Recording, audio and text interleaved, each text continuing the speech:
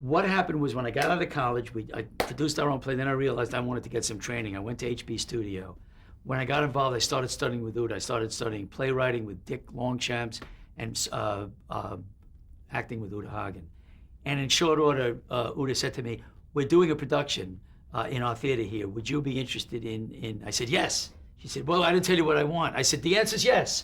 She said, "Well, we just need someone to run the sound for it." I said, Yes." So I started running the sound, the tape recorder for the sound cues for this production, which was an adaptation of Fitzgerald's This Side of Paradise. And I stayed with it and kept doing it. It was a workshop production in their theater, but it was so good that they decided to take it to an off-Broadway theater, which they did, the Sheridan Square Playhouse. And when it went, I went with it. And they asked me to understudy a role, which of course I was happy to do. And then that guy who was playing it, this young fellow, got a chance to do a television show, so I went into the role. And I scored in it, and they gave me the role, and I was an equity actor. I became an equity actor right there, almost, I hadn't been out of school that long. So I started working. So as I studied over the years, I was working on Broadway and in the theater and writing and directing and acting in the plays in the HB Foundation. It's called the HB Playwrights Foundation Theater. Still exists. Great place. So I worked off Broadway for a number of years, and here's how the transition to television happened. One day I found out that Bill Hickey, the actor Bill Hickey, was a teacher at HB and knew me. He'd put me in some of his plays. He was starting an improv group with some of his acting students. And I found that he was going to be doing this in the back room of a restaurant that had a little stage. But they were just going to work out there. They weren't going to do it for public. It was just a good little workspace. And I had always thought, that's what I do. I love to improvise formally because it's what we do. Comedy writers are always improvising. And I went down and I asked Bill if I could work with him. He said, sure. And to make a long story short, that was my game. I loved improvising, and I was a strong improviser. And in short order, as there were 6 or 7 of us, these acting students. In short order, Bill one day said to me, "I'm not coming back anymore. I want you to run this group and do it." He said, "This is your fate." I said, "What do you mean? You're doing it?" He said, "This is your destiny. This is what you do. This is your destiny. I'm not coming back. I will not be here tomorrow night. You do it." And I did. And I worked with these kids and I was one of them, for about a year.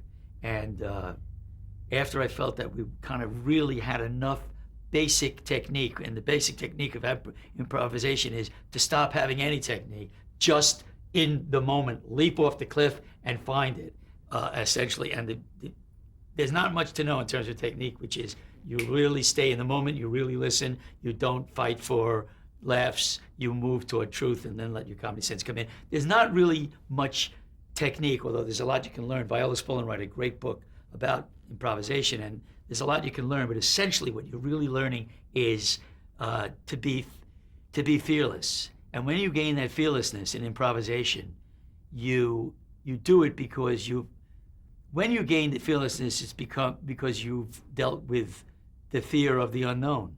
Improvise means not to see ahead. And to not see ahead is very risky. But that's, once you know that in not seeing ahead and not planning anything, you're in the moment, and you're going to be in the moment. And when you're in the moment, there's the magic. And there's where the inspiration will come from, yourself, your partner. And once you get that lack of technique, and you simply do that, and you really to jump off the cliff and fly, you can fly. And our group started to fly after a year, and we decided to let people come in and watch us from the restaurant. And we scored. It was a great group. It was a terrific group. And at a certain point, after about 4 months working with the people, one night we had an opening act. A singer we knew would open for us. She brought a friend of hers down, and to see her sing, and he stayed on to watch the improv group. And the next morning, he wrote his review about us in the New York Times, because he was the New York Times theater reviewer, and it was a rave. And so when I came there the next night, there was a line. I couldn't get into this nightclub. There was a line around the mob outside. That's New York. So we were a hit in a nightclub. And then people came down, and the producer said, if you will write and structure this so that it has some set pieces in it as well as improv, I'll finance a legitimate theater production of this. And I said, fine, I'll do it. So I wrote a structured set for this whole thing and used some of the sketches that we'd done that were good. I formalized them and worked with the kids, and we got together and got a show going on, and we did it. And we opened off-Broadway in 1969, and we were the longest running off-Broadway show that season, The Fourth Wall.